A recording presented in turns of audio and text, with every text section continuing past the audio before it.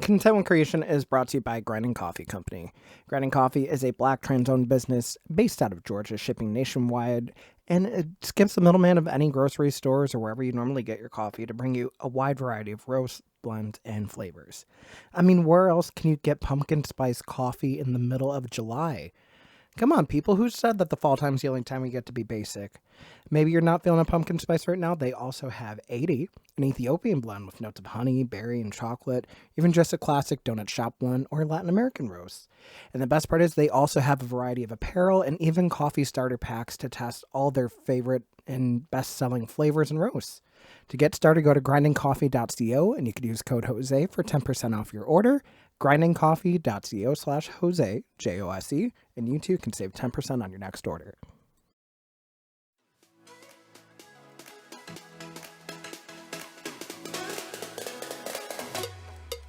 It is season 2 Content with Creation, everyone. Jose Gonzalez back here again. It is great to see you all. It's been quite a bit of time, but I promise it's worth the wait. Looking forward to getting in touch with some more awesome creators this season. And who better to kick off this season than someone I got to meet last year at a little thing called WrestleCon in Dallas, Texas. She was working the convention floor. She was going table to table, superstar to superstar. You've seen her hustling, probably her sports journalism degree she just recently got. She is out of school. She is on the street. She might even be in your commentary booth. Kimmy Sokol, ladies and gentlemen. That was such a beautiful introduction. I'm so touched. I'm so honored to be here, to be like the season kickoff. I'm ready. Let's do this thing. No, we always got to do something like nice and fresh. I mean, like, your energy has always just been kind of fresh to me every time I've gotten to hang out with you, whether it's been like WrestleCon, whether it was Bound for Glory, just seeing like you interact online. Like, you definitely bring like an aura around you that's just like exudes positivity and just a light that we don't always get in this industry. So it is great to have you on. Don't make me cry. We're only like 2 minutes in. No. I only make LJ cry on this podcast, which you could find in the channel description.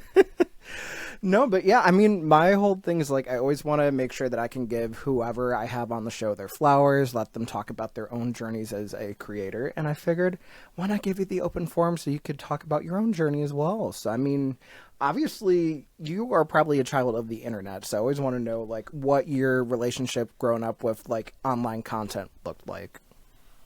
So, when I was like 5, I was actually banned from watching YouTube because, remember, so did you watch the Barney documentary that came out on Peacock? No, I should have. I really should have, because I was a Barney kid growing up, and it was not good. It was not The good. documentary was so informative. I was just like, oh my god. So I was watching like the videos of them like lighting Barney on fire, because this is what they did. Oh And my so god. Yeah, so I was banned from watching YouTube for that reason. But then, everyone in my 4th grade class had Facebook, and this is when we all lied about our ages. So then I got Facebook, and then as the years went on, it was just social media galore. I actually didn't start using Twitter, like, regularly until I went to college. Because Twitter was looked at as the adult app. Yeah, I mean, I remember lying about it Facebook when I was in the 8th grade, like right when it became like a thing, like outside of like college people, and like I had a couple different like fake accounts, and then like one I just never used for years. But like, I don't think I was ever that interested in. Well, to be fair, just because I'm older than you, I don't think I had anything like super like social media like aside from like maybe early YouTube and MySpace. I definitely did have a YouTube account back in the day when you could actually have friends and message people on YouTube. This was before Google bought YouTube. This is like 2006. Whoa, I was in kindergarten. Yeah, like just like MySpace, YouTube used to have like a top 8 friends section too, aside from just subscribing to channels. Like it was a thing.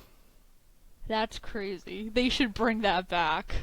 I would love for them to bring that back, considering how hard Google Plus flopped back in the day. I mean, I would be all here for it. So if someone from YouTube is watching this, to make sure I don't get demonetized, maybe let's bring back friends on YouTube. I mean, we finally have like proper like URLs and handles. Like, why not? We should start a petition on change.org. I'm sure we'll have people back us, and then they'll thank us when they bring it back. I mean, right now there's other YouTube petitions on change.org that are probably more important than that. So if you know, you know.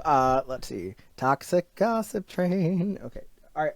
But aside from that, I mean, I know my internet days kind of started like even before like social media stuff, just like playing like stuff on like neck.com and everything too. So like, were you like always kind of online outside of school? Yeah, I guess so. Like, I was also an athlete, so like sports were more Okay. my thing than just like sitting behind a computer. I actually enjoyed playing outside before that became overrated to a lot of kids. Yeah, But I'm yeah. very grateful to have had an outdoor childhood as much as I had an indoor childhood. Like, it seems like it's a lost art now. I don't know if it's necessarily just because of like a loss of interest, but also just like the world back then is not nearly as scary and toxic as it is now, which is crazy to see because there's so many things that you kind of take for granted from that era that you probably wouldn't do nowadays, which is really frightening. I know, it's like crazy. Like, I wish I could still like ride my scooter around my development with my friends. I want to do that again and not be like, what the hell is that kid doing? Yeah, or just like playing street hockey and then like hopping out of the street. Every other car that would go down my block is like in between two main streets where like a lot of people would go eat dinner and stuff, which is always annoying. Or like playing football and like having sideline pops onto someone's curb, and it was just like you can't really do stuff like that because nowadays it's going to be either it's too violent or you don't know who's going to try to swoop you up because stranger danger, and it's just like man, I didn't think I would ever take anything like that for granted, but here we are. Can't trust anybody in 2023. That's what I've learned. Yeah. I was going to say, speaking of things you can't really trust in 2023, somehow you happen to stumble into this world of professional wrestling. So, where did this fandom start for you? It was actually 13 years ago this past Sunday, which is weird. It's Whoa, I crazy. caught you on an anniversary. You did! This was such perfect timing. So, we had gotten like a flyer in the mail from TNA, and it was for their baseball tours that they used to do, like all the Which I'm shows. pissed that they came twice and I never went to either. And that was the last time that Impact was ever in this city. If anyone from Impact Wrestling is watching this, Gail Kim, Scott Demore, Ross Furman, anybody, please come back to Buffalo. Please. I enjoy traveling to your shows, but I would also like to see one locally, please. That's a fact. Or just bring like they stopped doing the baseball tours, and that was so convenient for everybody. Like I want to go And back to honestly, there that. was just like a fun environment too, because I mean, it's an outdoor show. Like, you don't always have to be like right on the field themselves too, but even just chilling in the stands and like, I mean, at that time, TNA had a lot of really good people too, so it wasn't like you were getting like a gimped roster by any means. Yeah, no, it was like RVD was the champion. RVD was going into his like heated feud with Abyss. AJ Styles was like the badass heel. It was good TNA. So we got that flyer in the mail, and my dad's been a wrestling fan ever since he was a kid. And he looked at me, he said, "Do you want to go to this? I've never seen wrestling before ever."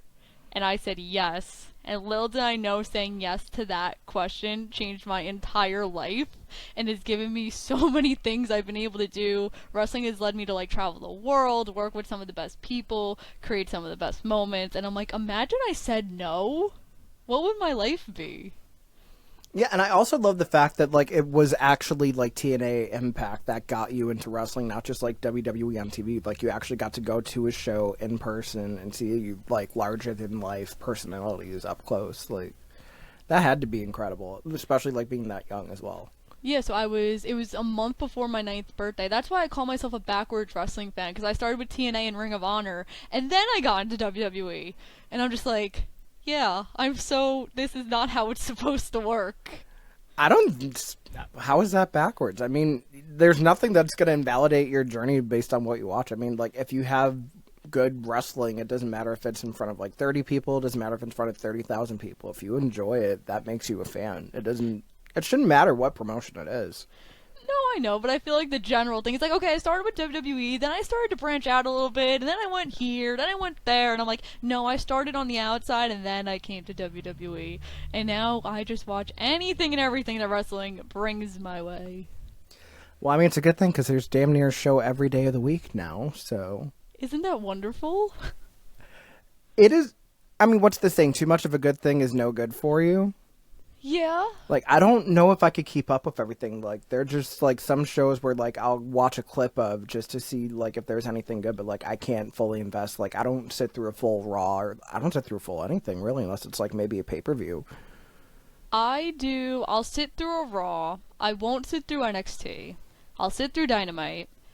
I review Ring of Honor and I podcast on it, so I kind of have to sit through Ring of Honor, which I'm going to do after we film this. And Yeah, then, which the good thing is at least that's on streaming, so it's not like it's, like, a yes. set, like, block of time, really. No, I could just watch it and then just review it. And then Fridays, I'm usually hectic crazy.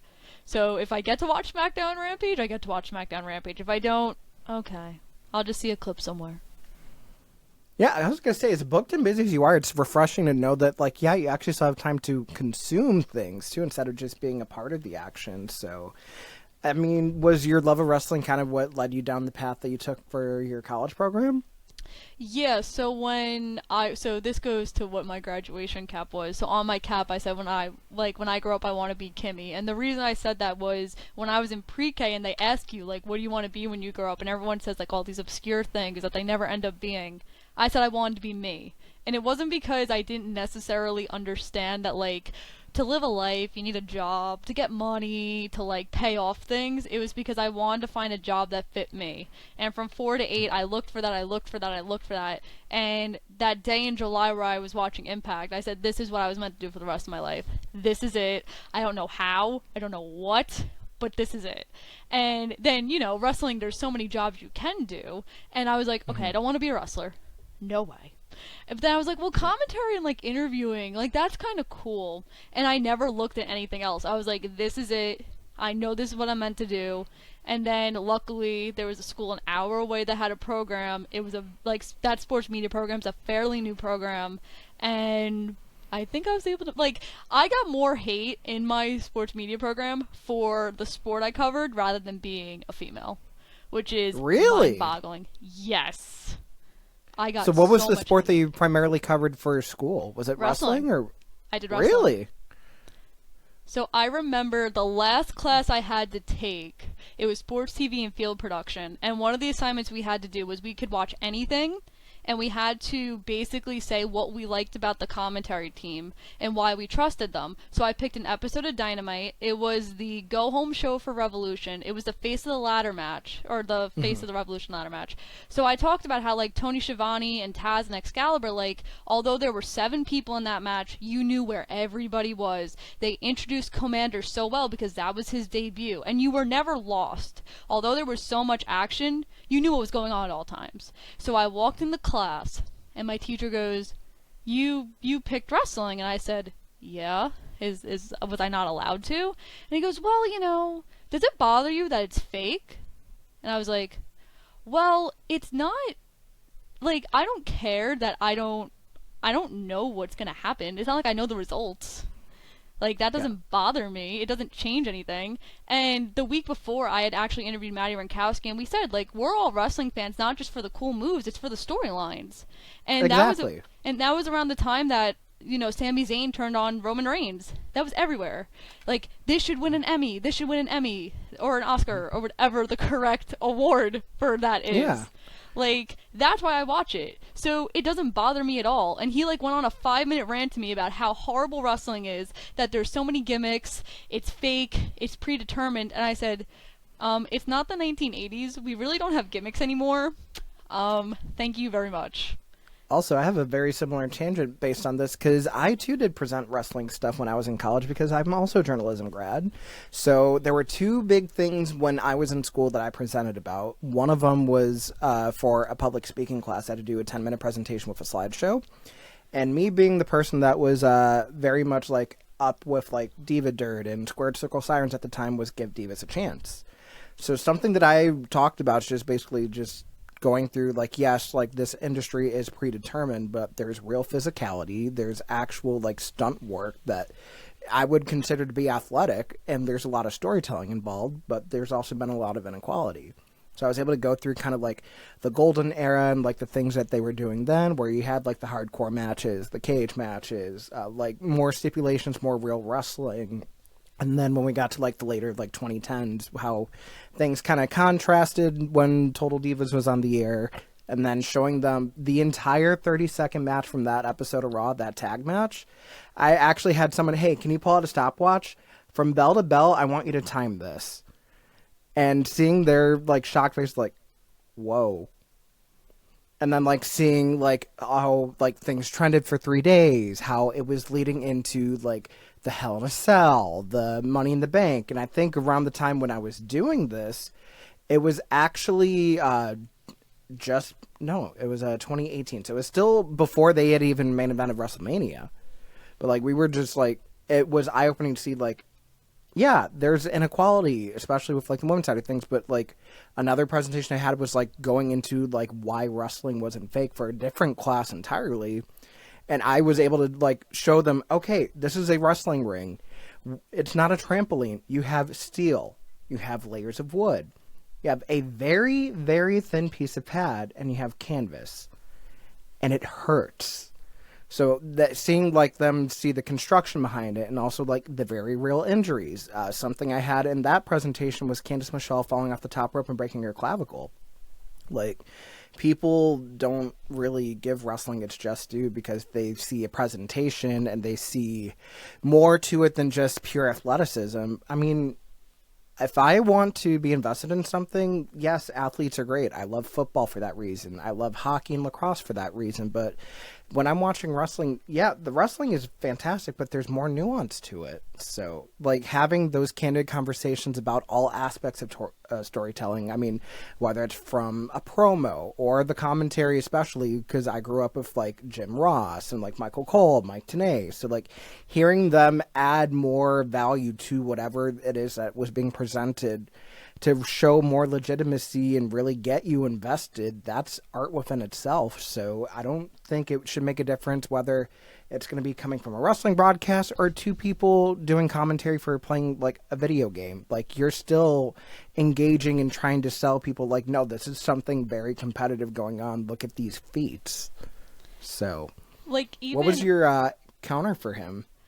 I had just, so the rest of the class was online, and he was like, you have to do commentary for 4 weeks, and you have to pick something. So I legitimately said to him, I'm picking AEW because they want to hear what I could do. So I'm doing AEW, I don't care what you say, and that was the last of it. And I got 100 on every assignment. I did every single women's match for 4 weeks. And I was like, well, I mean, at least you had one match a week, so... that is true. But even my I mean, that's a advisor- whole conversation for another day. It's just, Tony Khan, Yeah. book more than one women's match on television, please. I'm waiting for it. I'm waiting for my women's main event. But even my advisor was someone that was so hard on me. And he said, I think it was like from day one freshman year to literally the day I graduated, he's like, why? And I was like, because this is why I want to do it. Like, everyone within my major did like football, basketball, and hockey. I was like, there's no one covering wrestling here. It's different. You want to grade the same assignment 20 times? I'm giving you like something different. And even my sports feature writing class, I had a huge fight with him because it was right after I did my feature on Chelsea Green, and I was the only person in my class getting my stuff published on a website. No one else in my class could say that. And I was making connections. And so I had to do 4. So Chelsea was my second one, and he says to me, he's like, you can't do wrestling anymore. I said, why? He said, because you need to learn how to write about other sports. And there was 15 kids in my class, and I looked at him, and I said, well, I'm going to tell you some fun facts here. There's 15 kids in this class that have no ideas of what to write. I've come to you with wrestlers that want to do features with me. I've come to you with people who are on TV. You said week 1 of this class that no one has contacts for anyone on TV. My first 2 features were Thunder Rosa and Chelsea Green. 2 wrestlers that, guess what? They're on TV. And no one has the contacts I do in this class. That's first of all. Second, my stuff's getting published. Everyone else's stuff is getting published in our university's school newspaper. I'm going global. That's something else no one in this class could say. And third of all, hey, I just did this interview with Kimmy. Kimmy was actually really good. If Chelsea says that to people at Impact, where she was at the time, or NWA, or GCW, or even Thunder Rosa says stuff to AEW, that's how I'm getting my name out there. So you want me to give all that up so you could prove a point that I need to learn to write about other sports? And my whole class looked at me, and he said to me, he's like, you're right. And he never said anything again. And I was like, yeah, Mm-hmm. because that's how it works. You can't just want me to fit in with everybody when I have everything going for me on the other side. Sorry. And here's my thing. You want to be able to network in a field that is very much important to you. That's networking right there. And on top of that, what's the good of blending into the background when you need something to stand out? Because when you're looking for jobs, it's not about matching what someone else can do. It's about what makes you unique. So the fact that even from an early age, the fact that you knew well enough, or you had this identity that when I grow up, I want to be Kimmy, that is something that a lot of kids today can really learn from. Just betting on yourself, and you shouldn't have to settle for like, oh, I want to be this, I want to be that. I want to be me, and I want to be happy with what I do. So that is extremely commendable. And the fact that you also happen to be the only woman in the department, if I remember correctly. Yeah. That. So there was originally two of us. Oh? And the other one, she was an athlete, and she was offered a full ride to another school, and she transferred. And I was like, you're leaving me alone with the wolves. I'm gonna get eaten alive. But I guess I proved myself pretty good. Because when I got the award, the whole senior class was like, well, this award, you had a lot of competition for it. It was you and yourself. And I was like, exactly. Had a lot of competition myself. It's a big game. And think about it. You're also working for an industry that has always been extremely saturated with men, that it would make sense that, of course, you have to fight to, like, be literally 3 times as good as anybody else just because they're overseeing you for being a woman, which is ridiculous. Exactly. And, like, that's something I've always said. Like, I know I'm not the best in, like, my whole grade, but, like, I'm doing stuff that's better than anyone else here. Like, when I did my Adam and Britt interview, and it was getting covered by Fightful, my advisor was so amazed. He's like, your article is actually getting picked up? I said, yeah, because this was kind of a big deal. And I asked a really good question. He was, like, dumbfounded. And I was like, well, maybe you should get the other people in your department to actually, like, venture out of the writer university circle? Yeah, I mean, I was grateful that when I was in college, I was doing interviews on Squared Circle Sirens. I was getting to talk to, like, people, get into podcasting, like, really try to, like, do more than just a collegiate level publication, because at the end of the day, I'm not going to be doing collegiate forever. I want to be able to translate this into the real world, so why not start now? Exactly. And, like, I feel like colleges don't realize that. Like, that's the biggest lesson in our industry is, like, you have to actually do things outside of the collegiate level to, like, carry over to the real world. That's how you learn. You don't learn in a college newsroom. You learn in the real world. That's what jobs are looking at. Yeah, well, I mean, it's just crazy to think that so many people can take something like that for granted, because when you think about, like, what makes something newsworthy, one of the biggest, if not the most important thing when it comes to newsworthiness is going to be the reach. And what bigger reach can there be contained to just a campus, contained to just an institution?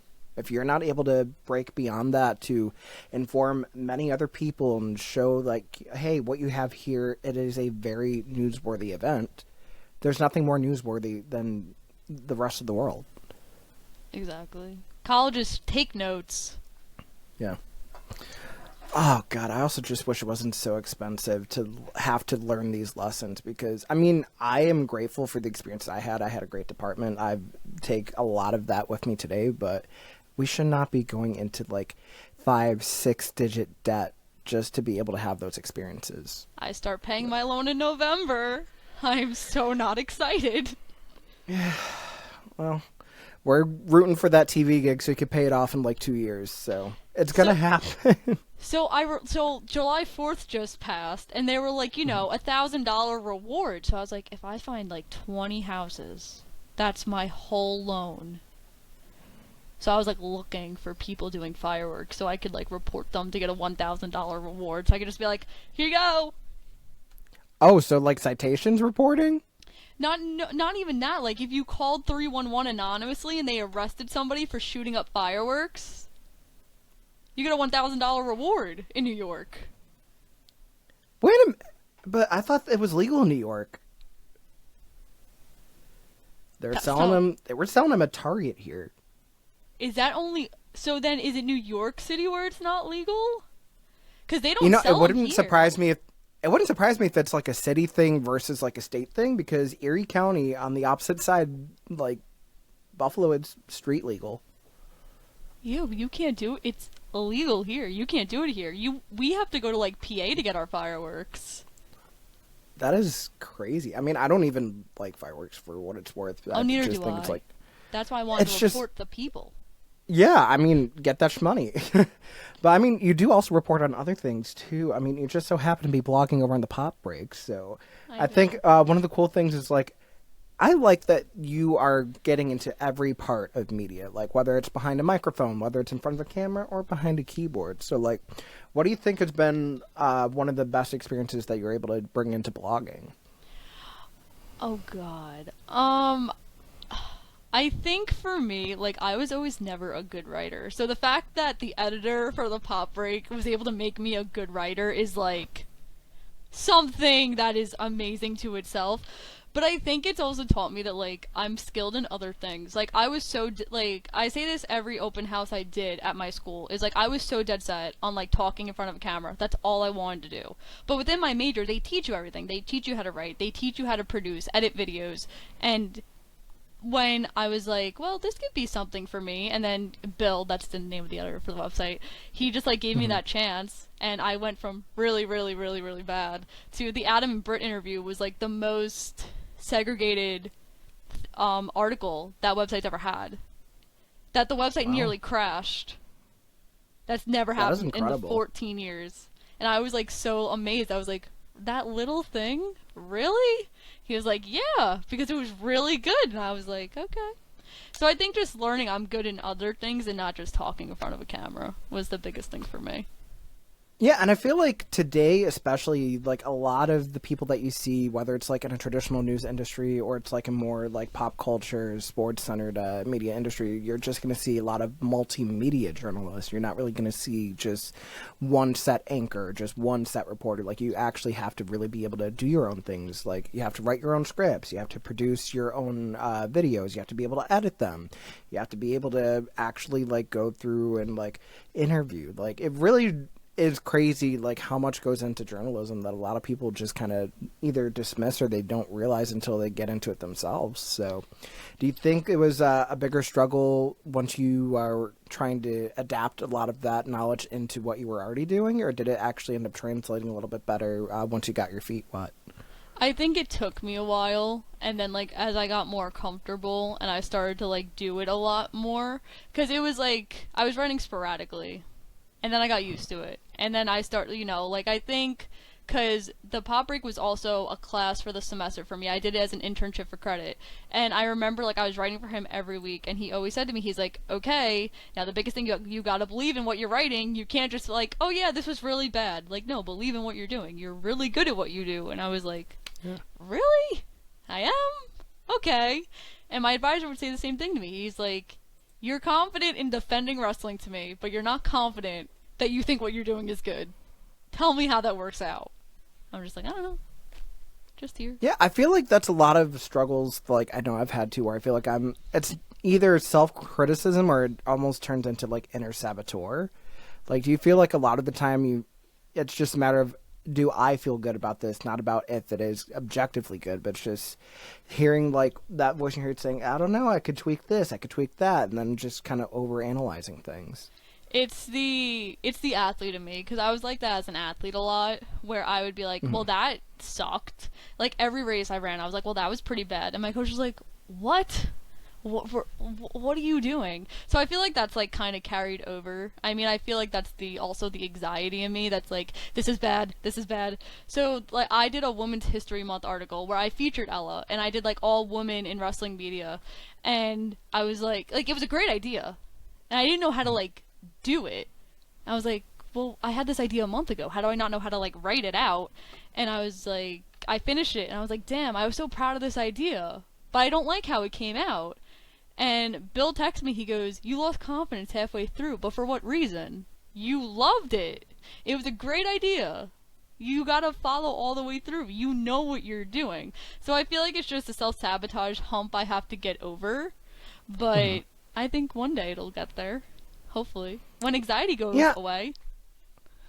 I mean, if it goes away, if it doesn't, it's kind of just learning to cope with it and really kind of just keep persevering through, which you're more than capable of doing. And I feel like a lot of the times, like, especially because you, again, a great idea is featuring so many different women in wrestling media where it still feels so underrepresented. So, I mean, who were some standouts that you were able to feature and that you kind of look to as an inspiration for what you do?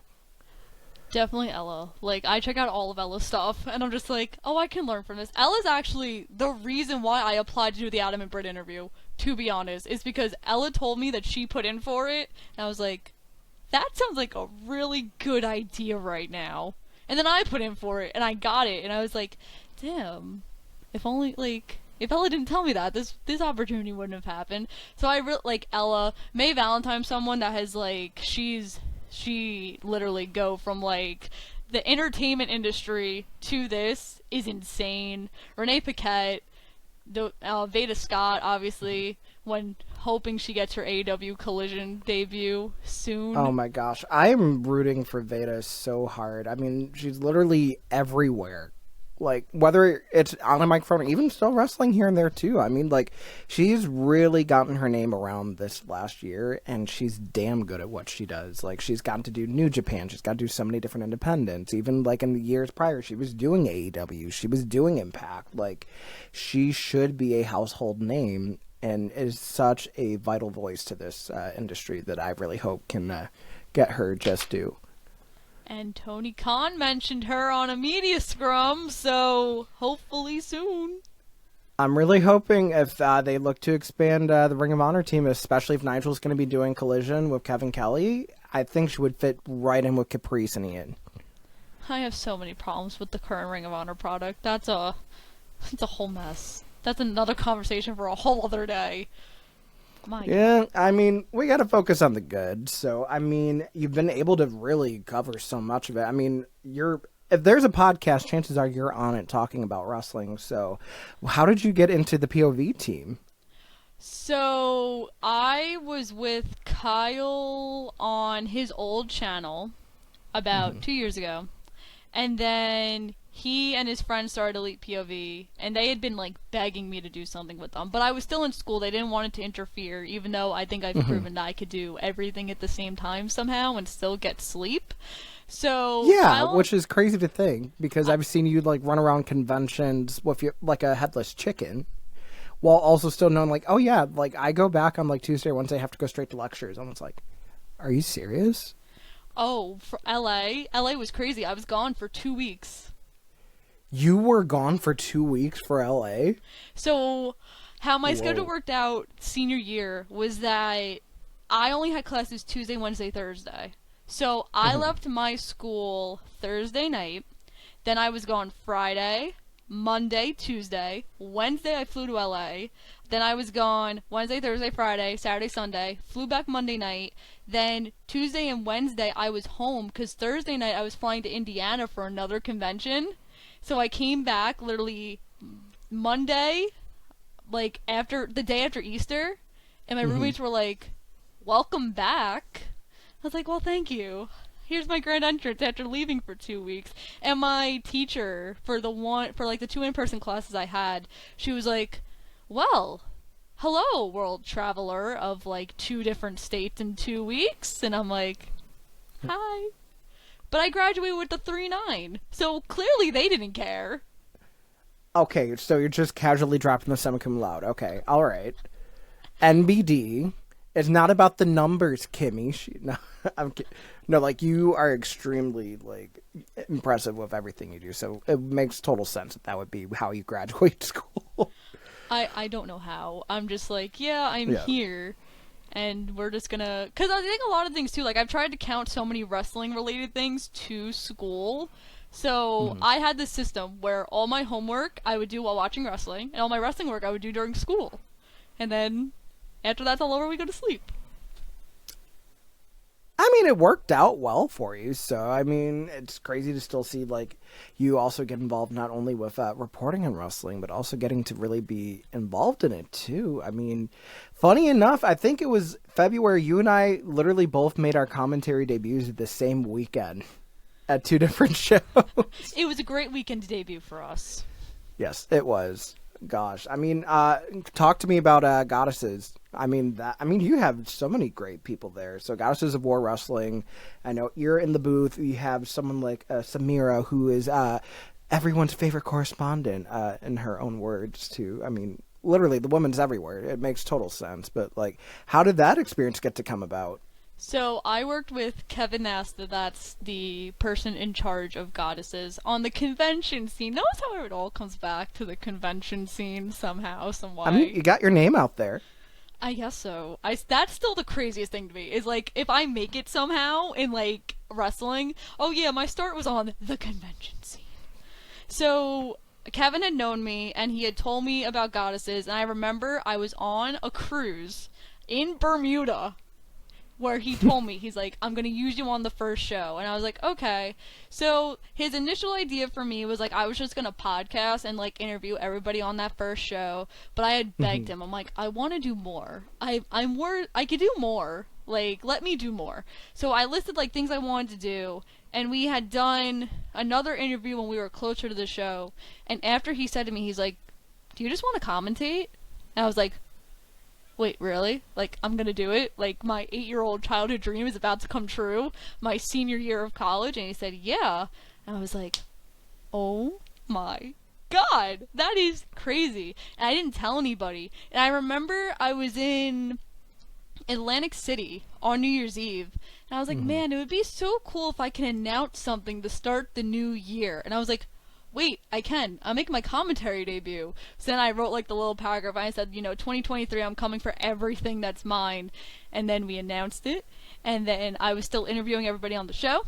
And then we got to February 25th. And I somehow did it. Didn't have a panic attack, which is the shockingest thing to me ever. And I guess I did pretty well because I've been doing commentary for Warriors of Wrestling. I'm doing it in person this weekend. It's only my second time doing it in person. Kind of nervous. Oh, wow. Yeah. Exciting. That's incredible. So, I mean, do you do play-by-play or do you do color? Color. See, I do play-by-play. So, if there's ever a match and we need to assemble a booth, Ooh. I'm just saying. That'd be pretty good. Yeah, I mean, what's the saying? Never say never in wrestling? Never say never. They say that every single day, basically. Yeah. I mean, you gotta take everything for what it's worth. I mean, it's a gift. That's why they call it the present. So you gotta think like that. So, and something else that I'm sure that is a gift is the fact that you've also got to work with some incredible legends in the industry. One that immediately stands out to me is Maria Kanellis Bennett, the genius that she is. My wrestling mom. So how did this mentorship start? So I worked with her in January of 2021. We did a virtual signing, and her and Mike were like, it was after the signing was over, her and Mike were sitting there, and they were talking, and Maria goes, so what do you actually want to do? Like, where is this all leading to for you? So I told her, like, commentary is the main thing, and she laughed, and she goes, so hypothetically, let's just say there's a wrestling company out there that's trying to revamp their women's division and want some coverage of this. If this was me, I would definitely try to take that to my advantage and try to get involved with it. She was talking about the Ring of Honor Women's Championship Tournament in 2021. So that was my first inside scoop ever that I knew. So I was like, I've made it. Insider. So then they announced it. So I was like, okay, I'll just do reviews for it. And then I saw her, I think, 2 weeks into, like, the preview, I wouldn't say prelims, but, like, showcasing who was going to be in it. And then she put me in touch with the PR person at Ring of Honor, so I started interviewing people. So I've interviewed Maria, like, 4 times, and she's like, can you stop interviewing me? And I'm like, I'm sorry that the PR guy gave you to me. Like, that's not on me. That's on the PR rep for Ring of Honor.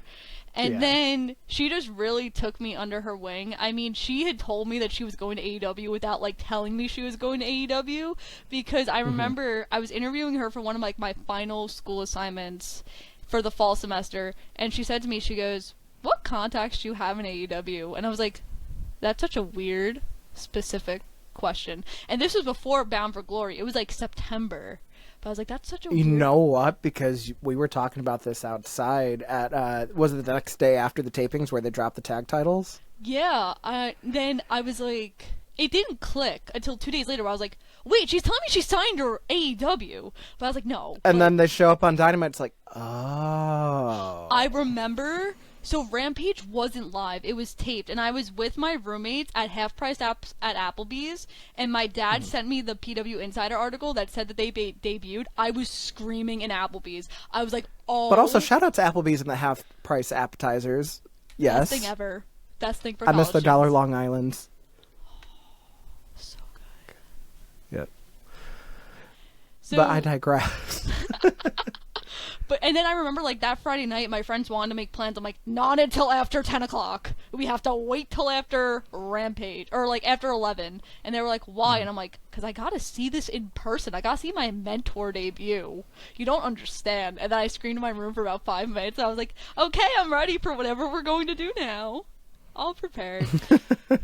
But yeah, I think like Maria just saw like the drive in me, and like she's always said like she doesn't understand how I travel and do everything I do, and just seeing like all the stuff she does for women's wrestling and like even women's wrestling army, it's absolutely incredible.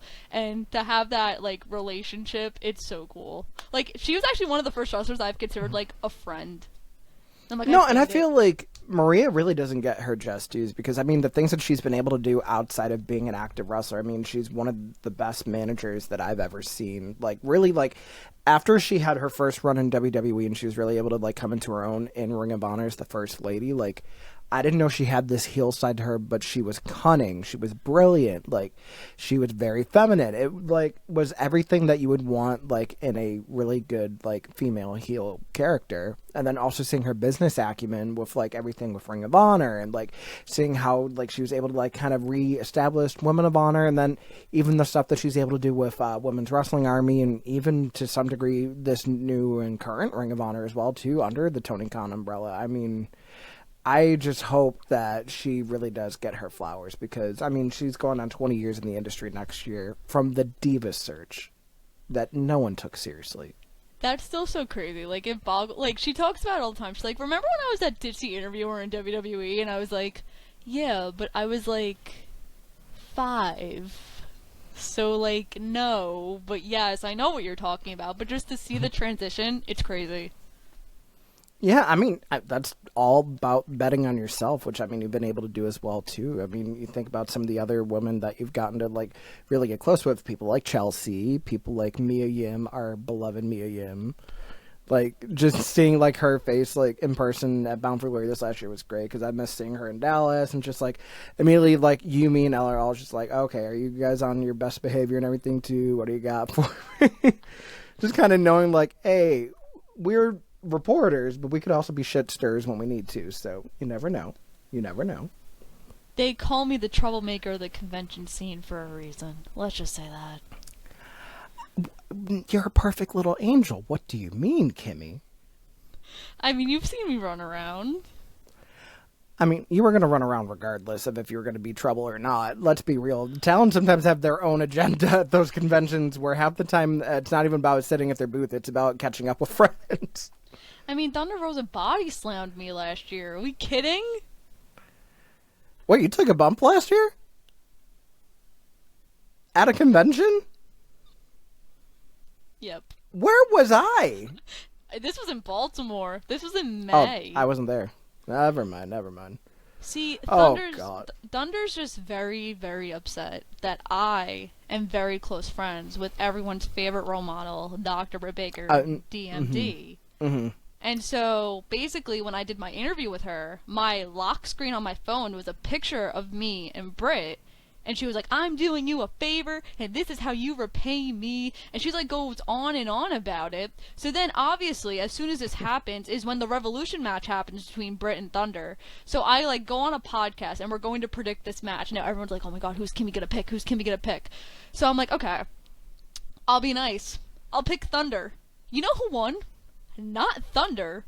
Britt Baker did. So that is the last time I pick Thunder Rosa for something. So now I go on social media and I'm like, yeah, Britt's better. Team Britt all the way. Someone sent it to Thunder Rosa that knows her personally. So now Thunder Rosa took her vendetta out against me and body slammed me. Well then, talk about working yourself into a shoot, huh? I mean, did you not see the pictures when Nyla Rose drew on my face at WrestleCade? I mean, Nyla's going to do what Nyla's going to do regardless. Doesn't matter what led to it. I was going to say, speaking of shit stirred, Nyla Rose is probably, like, outside of the ring, like, public enemy number one, because she will find something and she will dog you for hours. And it is very entertaining. Yeah, she likes, my face is her favorite feature. And then paint markers and drawing on it for no reason. Why? I mean, it's just a blank canvas. I mean, beauty is in the eye of the beholder, and she wanted to behold your face. Do you know how hard it is to get paint pen off of skin? You have to literally put hand sanitizer all over my face. I was almost blinded. And then she tries to slam me through a table. See, you just got to come to Buffalo. We put ourselves through tables. That's nothing. I yelled at her. I said, I don't know how to take a bump, so I don't know what you're doing, buddy. I don't know what you're doing. And tuck in your chin, kid. And then the baddies are just, like, looking at me. And I'm like, help? Hello? As I did see that picture of you with, like, red velvet and the... I'm the fourth baddie. I'm officially inducted as I'm the little baddie. I'm number 4. See, that's what we really needed for you to do when it came time for Double or Nothing. You needed to be out there for that entrance. So I met Jade for the first time in Vegas in May because we went down there. And I remember I said to her, I'm like, oh, like I work with Layla all the time. She goes, you're the little baddie. You're the famous little baddie. And I was like, you know who I am? Literally had a stroke. I was like, these people know me. I've made it. Yeah, like, you'd be surprised, like, just having an open personality and, like, being able to build a rapport with whoever, it translates to other people. Like, I'm very grateful for the circle that I was able to make in wrestling, because you would be surprised who actually, like, remembers you about stuff like that, where it's just, like, kind of like, at WrestleCon, where it's just, like, me hanging out with Elle and everything, too, just like, oh, yeah, like, Mickey knows who I am. And, like, setting up for Gaw and, like, hanging out with them at the bar after the Impact tapings doing karaoke, where freaking Craig Robinson from The Office was there, and I didn't even realize it till after the fact. Aww. So, of course, I had to, like, no-sell that. I'm just like, I don't want to bother him. Like, I'm sure everyone else is trying to run up to him and say hi and everything, too. It's just like, damn. It's so weird, too, because like, a lot of my friends don't, like, they know what I do, but they know very vaguely what I do. So, they're... idea of my convention work is Kimmy just hangs out with famous people all the time, and we want Kimmy to be verified like all her friends. And I'm like, if you want to go through that for me, go right ahead.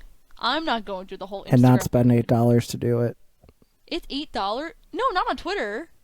I'm not getting Twitter Blue. On Instagram. Isn't it like... I thought Instagram has paid verification now, too. Do they?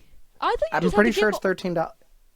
We're going to get a live scoop, folks. We're going to look at this Instagram page. Because I thought you just had to give all these government official documents proving that, like, it's really you. Because me and Vert Learn how to subscribe to Meta Verified on Instagram. I'm intrigued. Because now I got to tell Vert Vixen, because her and I were looking into this. It is $11.99 per month. Why? This is a controversial yet brave statement. I feel like the whole point of verification on social media is to prove, like, you are definitely yourself, because there's a risk of, like, no, like, if I have someone that's out there making fake accounts about me and then, like, they get into, like, some shady business, like money laundering and stuff, I don't want that attached to me. Like, I feel like you should be able to work towards that and really get to show, like, hey, I'm legit. Like, this is my credential. Instead of just being like, oh, I have money to spend every month. Why not? That's ridiculous. The fact that it's more than Twitter? Are you kidding me? Yeah, I mean, maybe it'll translate over to Threads now, too, because we're So, now in our Threads era as well. yeah, so I don't have Threads, and you do. So is it worth it? I would say, as it stands right now, it is a good start. I actually have a laundry list of things that I would love that Threads can enable. Okay, let me go to my Threads. We are getting a content creation exclusive. We'll see if by the time this episode goes up on July 14th, if anything has changed. And I quote, the features that Threads currently does not have that I would like to see: direct messages, a chronological timeline, close friends threads, a GIF search, the ability to share a thread to Messenger for Instagram and Facebook, options to view stories from Threads profiles instead of just Instagram, so kind of like how when we had fleets back in the day on Twitter, sensitive media warnings, because duh, I mean, social media, you never know. Let's see, multimedia threads, so you could have multiple pictures and videos in one post, which, I mean, you can have more than one picture in a post, but I don't think you can do more than one video yet. So I might circle back to that. Voice threads, the ability to embed a reel or an Instagram video in a post instead of it just being a separate upload. Because, I mean, if it's the same account anyways, why not? Yeah. Let's see, scheduled posting, polls, time posts so they could disappear after however long you set it to, which is something that even Twitter doesn't have that I would love to see them get a leg up on. Bookmarks, pinning posts. I did notice the ability to view who's reposting outside of a notification is not there. So you know how you can see who all has retweeted something? That was missing. And then last but certainly not least, a damn edit button. We love But our aside edit from all button. those missing features, I actually am liking it so far.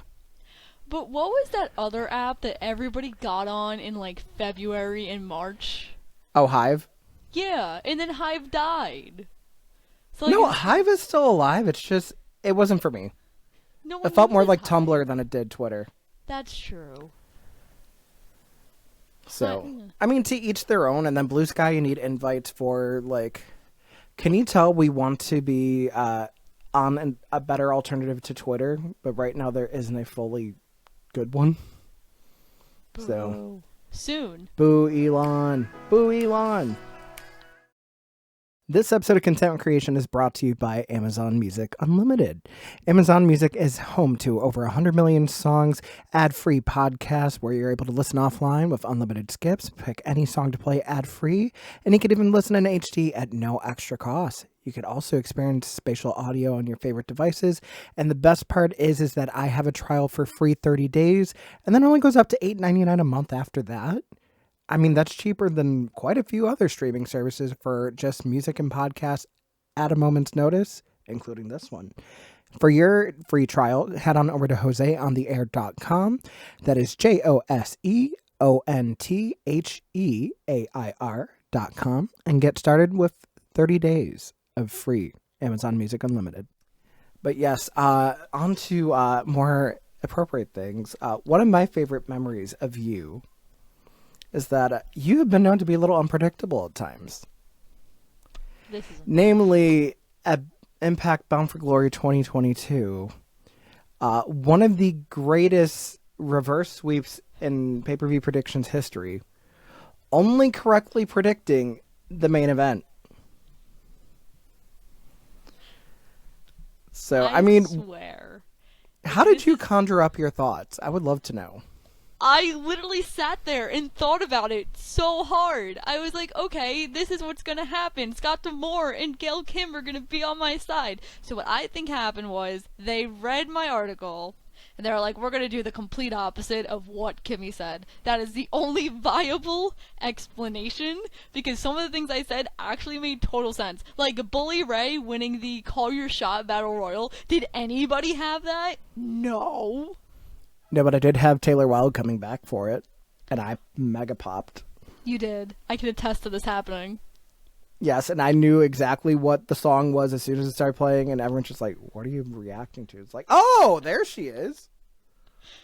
Then Ella singing to hardcore country, and I'm just like, Oh no, we and both sang hardcore. We were in Mickey James cosplays. they were. It was like the most Yeah, adorable thing. I was ever. 2011 Bound for Glory, and she was 2021 Bound for Glory.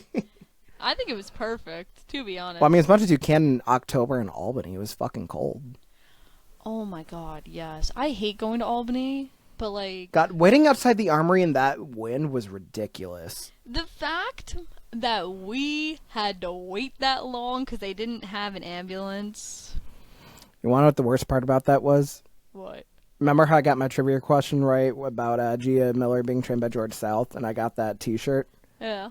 I left the fucking T-shirt at the Armory like a dumbass. No way. Yep. Oh. I mean, it could be worse, honestly. Like, the main shirt I cared about was getting the Hardcore Country Last Rodeo shirt, which they didn't have in my size there, so I ended up getting it from online, but who cares? I have that one at least. But, yeah, going back to your unpredictable patterns, I figured as a good bookend to our little chit-chat here, we are going to predict Slammiversary 2023, which by the time this goes up, will be tomorrow. I'm nervous. All right, so as it stands right now, there are 8 matches currently announced. So why do you say we just go through and start thinking about what we think is going to happen and what's not going to happen? Got it. No, I will start you off with a softball. We're going to start with Joe Hendry versus Kenny King for the Digital Media Championship. Your thoughts?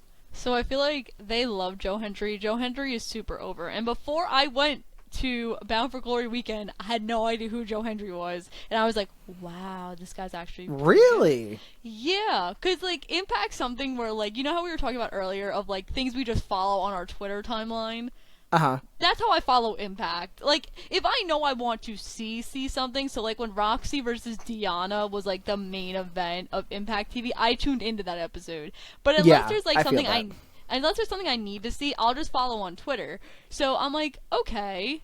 But I was like, oh my god. And the song that Joe Hendry made for Matt Cardona is literally the funniest thing ever. Oh, it was great. I mean, also, like, side note, I did not expect anyone from What Culture Pro Wrestling to, like, become a household name, kind of like Joe Hendry has. Yeah, he's, like, I know they just did the Australia tour, and he was probably so over in Australia. Like, damn. I would hope so.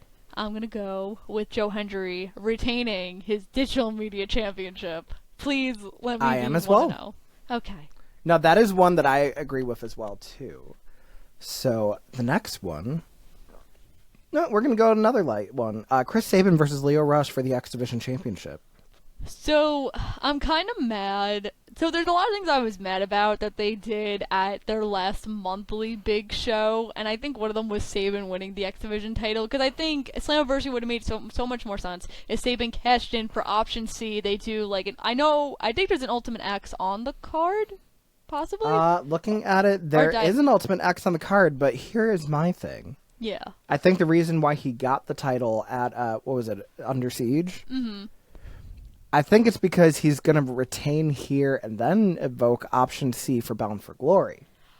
Oh, that. I could see that. I mean, I was having Sabin retain anyway, but that was, like, one of my many question marks from Under Siege. No, I was like, too. Why? And that's nothing against Leo Rush. I think he's great. We've gotten to see, like, more of him with, like, New Japan Strong and everything, too. But I feel like, as it stands right now, like, they're definitely building to a face-off between the Motor City Machine Guns. So I'm going to give this one to Chris Sabin as well. We're 2-0. We're doing great. All right, we're going to go a little less predictable. Oh, no. We have PCO and Scott D'Amore against Bully Ray and Steve Macklin with Darren McCarty, Detroit Red Wings Hall of Famer, as special guest enforcer. I'm so mad about this match because I feel like this is the only reason they took the title off Macklin, and I felt like you've built Macklin for so long for him to hold the title for 2 months that it's like, what do you do with him now? So I was really disappointed, but I think the faces are gonna win because Scott D'Amore doesn't get in the ring just to lose, and I think Bully Ray has been a little bit like He's been overly confident going into this, so I'm gonna go with Scott D'Amore and PCO. Plus, PCO's my bestie. You know, the last like pay-per-view, I picked him to win, and he won, and nobody else picked him. So I gotta go with my bestie, PCO. So here's my thing, and I'm going to be very transparent when I say that I'm not a fan of this person. This person has me blocked on social media because I've said some things that they don't agree with. But I think Bully Ray is going to win this match, and I think he's going to pin Scott D'Amore to win the match, and it's going to be the heels go over, and I'm not going to like it, but that's what I think is going to happen. I could see that, but I don't know. Like, do we think this match is going to main event? Hell no. Okay. Just making I don't even think it's going to be semi-main event. They should open with this match, to be honest. They won't. They're going to open with the Ultimate X, but... Yeah, because it saves them time tearing down the ring, but...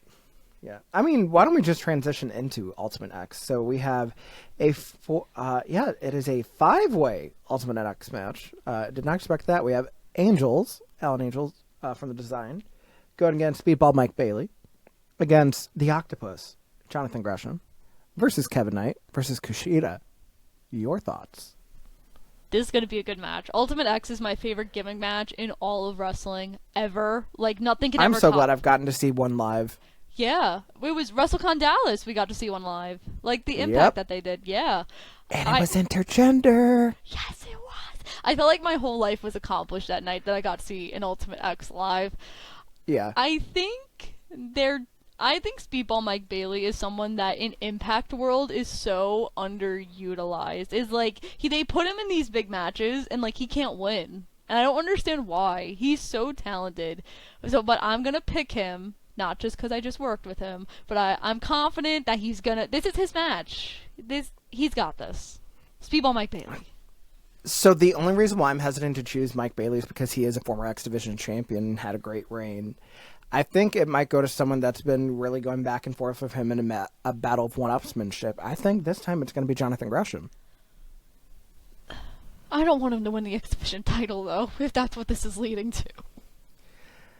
I mean, it all comes down to what ultimately happens with the actual title match and how they want to play out Chris Sabin eventually facing off with Alex Shelley, which I think is actually what's going to end up happening. But I don't know. I feel like Jonathan Gresham is due for something in Impact. I mean, especially with him deliberately leaving current Ring of Honor and AEW to go to Impact. I feel like he's not there just to wrestle. Like, there has to be some sort of incentive for him to be there. And I feel like having a run with the X Division title is that incentive. Yeah, I mean, I could see it. I'm still confident in people Mike Bailey. Yeah, I mean, moving along, we got a couple different tag title matches. Why don't we start with the 4-way tag? We have Ace Bullet Club, Ace Austin, Chris Bay, defending against Moose and Brian Myers, defending against Rich Swann and Sam Callahan, defending against the Subculture in Flash Morgan and Mark Andrews, which I'm so glad that Mark Andrews is back in Impact. Like, he is so underrated for the stuff he was doing from, like, back in the Gut Check days. Yes. And wait, Gut Check and British Boot Camp. Oh my god. Like, I forgot that both of them happened, if we're being honest. Because it was so long ago. What was it, like 5, 6 years? Maybe? It was closer to like 10. You know what? I almost failed math. So, you know what? That's okay. I mean, the math ain't mathing. It's okay. The math is never mathing. So I like what ABC is doing, to be honest. I think, like, this is where the Bullet Club is really thriving. I don't really think they're thriving in the New Japan world. I don't think that David Finlay is, like, the Bullet Club leader that we all wanted in our lives. He's kind of trash. Not gonna lie. Kind of trash. But I think they're gonna make the Bullet Club strong, and they're gonna win. They're gonna bring some prestige back to the Bullet Club. They're gonna retain. I mean, they've been on a roll. I think Bullet Club retains here as well, too. I mean, it would be kind of shocking to see any other team take them out right now, at least. No, they need to keep riding that high. The other tag team championship we have, the Knockouts World Tag Team Championships, we have the Coven, Kylan King, Taylor Wilde, going against the recent, the very new tandem of Killer Kelly and Masha Slamovich. Your thoughts? So I do love that they're using Killian King. I think it's fantastic. Also, selfishly, I really want the Coven to retain because they're going to appear at Wrestle Bash at the end of August, and I want my picture with the Knockouts tag titles. But meaning how much like fan favorite the new Masha Slamovich Killer Kelly thing they got going on, I could totally see them picking up the gold, so I'ma pick them to be and new tag team champs. Yeah, I feel like as it stands right now, I mean, the Coven has really taken on everyone that's been thrown their way, like especially like both versions of Death Dolls and everything too, and just kind of like trying to breathe new life into the tag division. I feel like right now that new life is going to be the ever so violent duo of Masha Slamovich and Killer Kelly. So I'm going to say and new as well. Which brings us to our two world title matches. Up first, the incredible Trinity going against the virtuoso Deonna Purrazzo. First time ever encounter. Knockouts world title. What say you? I'm so nervous. Because I can see this match going both ways. Because I know Trinity is only signed until Bound for Glory, I believe. I believe she only signed a 6-month deal. So I could see them not wanting to put the title on her just for her to defend it for like 3 shows if she doesn't plan on re-signing. So I could see Deonna picking up the win, but meaning how much Trinity does love Impact from like the stuff that she said in interviews and on social media, I do see her potentially signing longer term, especially if like they want to eventually get to that Trinity Mercedes Monet match that like everyone wanted at Multiverse. That is sadly probably not gonna happen at Multiverse. So I'm a pick Trinity and hope that she gets the job done and that she signs to Impact longer. So here is my rationale. I think regardless of whoever wins this match, I think we see someone reemerge at the end of the match. Someone who the last time that Impact was in Windsor, Ontario, Canada, they left something in the ring. So I think regardless of whoever wins, someone that is going to be in their sights and their path to Bound for Glory is probably going to be Hardcore Country Mickie James. That being said, we have seen many encounters between Deonna and Mickie. Phenomenal matches every time. They managed to outdo each other like every other time they're in the ring. It's phenomenal. But I feel like the uniqueness of having that X Factor in Trinity, really getting to see what she's capable of doing in this new environment, really betting on herself more than just being a product of the machine, and the possibilities that can lead to. I love Deonna. I'm going to say and new, and Trinity will be Knockouts World Champion going into Bound for Glory. I'm feeling more confident that you and I are picking the same things. I think I'm going to redeem myself. Just saying. I know we have one more match left, but yeah. I'm feeling good. Yeah, I will say the only other way that I could honestly see this going if Deonna retains and Mickie doesn't come back is that we might be setting up for Giselle Shaw to be the next Knockouts World Champion. I could see that. I think they're trying to put her in that position. I know she has a lot of media for them, so I think they definitely see her that way. I know her and Gail just recently got knocked out of Amazing Race Canada in the first round. I was so sad when I saw that. I was like, man. But Impact Wrestling really doesn't have the best track record with the Amazing Race, huh? No. Me and Brooke had a very long conversation about her experiences in the Amazing Race. Oh, I've heard stories about Brooke's experiences in the Amazing Race and what happened afterward, but that might be a topic for discussion for another podcast.